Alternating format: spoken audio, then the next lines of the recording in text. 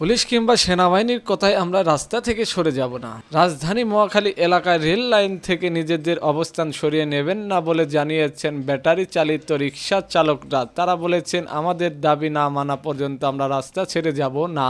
তবে rail line সেনাবাহিনীর সদস্যরা অবস্থান নিয়েছেন, তারা চেষ্টা করছেন রিকশা চালকদের সরিয়ে নেওয়ার জন্য। অটোরিকশা চালকরা বলছেন, আমাদের দাবি না মানা পর্যন্ত আমরা রাস্তা ছেড়ে যাব না। ব্যাটারি চালিত রিকশা বন্ধের সিদ্ধান্তে আমাদের পেটে লাথি দেওয়া হয়েছে। আমরা এখন কি করব? চুরি করব নাকি ছিনতাই করব? রিকশা না চালাতে পারলে আমরা কি করে চলবো? কিভাবে টাকা আয় করব? তাই পুলিশ কিংবা সেনাবাহিনী যত চেষ্টাই করুক না কেন, আমাদের দাবি আদায় না হওয়া পর্যন্ত রাস্তা ছেড়ে যাব না। তারা বলছেন, আমাদের ন্যায্য দাবি আদায়ের জন্য শান্তিপূর্ণভাবে আন্দোলন করে যাচ্ছিলাম, কিন্তু হঠাৎ করে আইন শৃঙ্খলা রক্ষাকারী বাহিনীর সদস্যরা বিনা উস্কানিতে আমাদের লাঠি পেটা করে। আমরা তো আমাদের পেটের দায়ে রাস্তায় দাঁড়িয়েছি, তাহলে কেন বিনা কারণে আমাদের এইভাবে মারা হলো? আন্দোলনরত ব্যাটারি চালিত রিকশা চালক সজীব বলেন, আমাদের পরিবারের একমাত্র উপার্জনকারী আমি রিকশা চালিয়ে জীবন যাপন করি এবং আমার পরিবার চালাই। এখন যে সিদ্ধান্ত নেওয়া হয়েছে,